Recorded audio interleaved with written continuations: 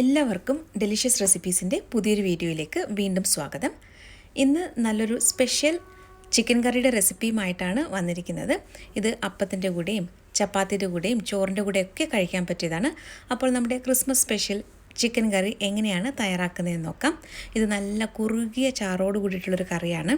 അപ്പോൾ ഞാനിവിടെ 1 കിലോ ചിക്കനാണ് എടുത്തിട്ടുള്ളത്. കഴുകി വൃത്തിയാക്കി എടുത്ത ശേഷമാണ് 1 കിലോ എന്ന് പറഞ്ഞത്. ഇതിലേക്ക് 1/4 ടീസ്പൂൺ മഞ്ഞൾപ്പൊടിയും 1 ടേബിൾ സ്പൂൺ കാശ്മീരി മുളക് പൊടിയും 3/4 ടേബിൾ സ്പൂൺ മല്ലിപ്പൊടിയും 1/2 ടീസ്പൂൺ വീതം കുരുമുളക് പൊടിയും ഗരം മസാലയുമാണ് ഇപ്പോൾ ചേർത്തത്.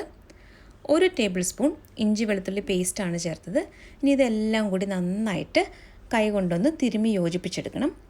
അപ്പോൾ ഇതിലേക്ക് ഞാൻ ഉപ്പ് ചേർക്കാനായിട്ട് വിട്ടുപോയി. അപ്പോൾ കുറച്ച് ഉപ്പും കൂടി ചേർത്തിട്ട് നന്നായിട്ട് നമുക്കിതൊന്ന് തിരുമ്മി യോജിപ്പിച്ചെടുക്കാം. അപ്പോൾ ഇതെല്ലാം നന്നായിട്ടൊന്ന് മിക്സ് ചെയ്തെടുത്തിട്ടുണ്ട്. 20 മിനിറ്റ് നമുക്കിതൊന്ന് മാറ്റി വയ്ക്കാം. ഇപ്പോൾ ഏകദേശം 20 മിനിറ്റ് കഴിഞ്ഞിട്ടുണ്ട്.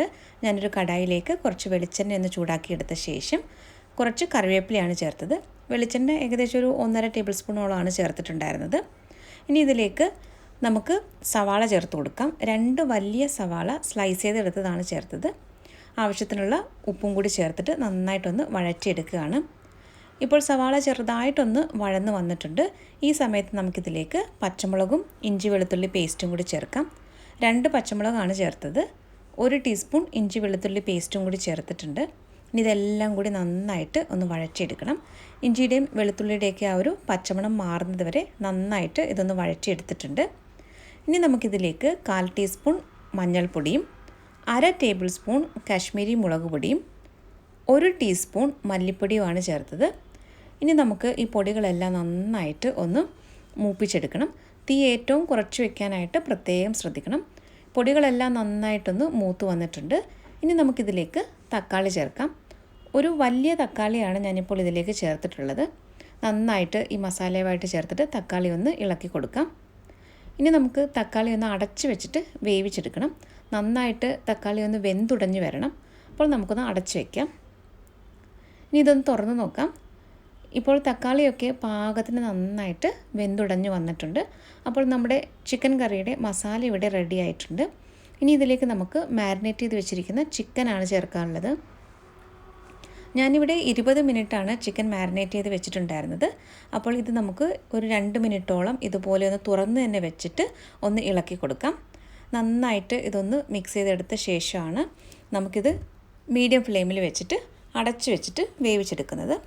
അപ്പോൾ ഞാനിതിവിടെ ഒരു 2 മിനിറ്റോളം നല്ലതുപോലെ ഒന്ന് ഇളക്കിയെടുത്ത ശേഷം ഇനി ഇത് മീഡിയം ഫ്ലെയിമിൽ വെച്ച് ഒന്ന് അടച്ച് വെച്ചിട്ട് വേവിക്കുകയാണ്. ഇതിപ്പോൾ അടച്ച് വെച്ചിട്ട് 5 മിനിറ്റ് ആയിട്ടുണ്ട്. നമുക്കിതൊന്ന് തുറക്കാം. ഈ ചിക്കനിൽ നിന്ന് ഇറങ്ങി വന്ന വെള്ളമാണ് ഈ കാണുന്നത്.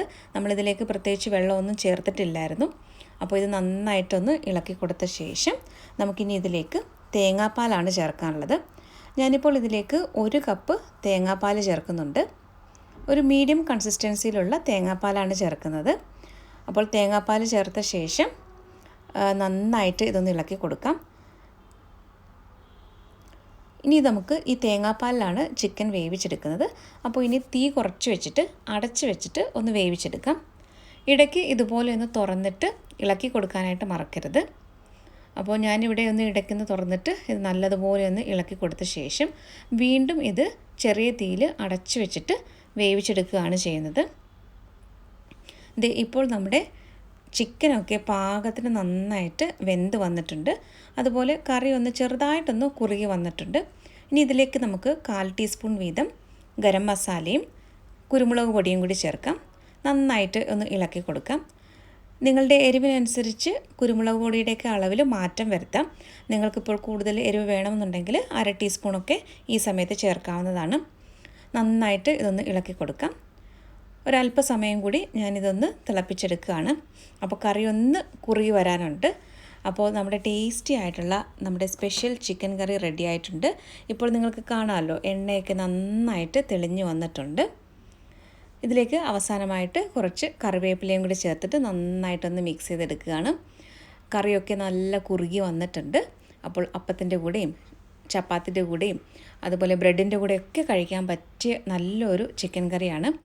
അതുപോലെ ചോറിൻ്റെ കൂടെയും ഇത് നല്ലൊരു കോമ്പിനേഷൻ തന്നെയാണ്.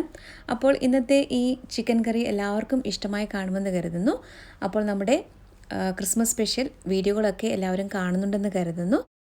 വീഡിയോകളൊക്കെ കണ്ടിട്ട് റെസിപ്പികളൊക്കെ ട്രൈ ചെയ്ത് നോക്കിയിട്ട് നിങ്ങളുടെ ഫീഡ്ബാക്ക് കൂടി തന്നാൽ വളരെ നന്നായിരുന്നു. മറ്റൊരു നല്ല റെസിപ്പിയുമായിട്ട് വീണ്ടും വരാം. താങ്ക്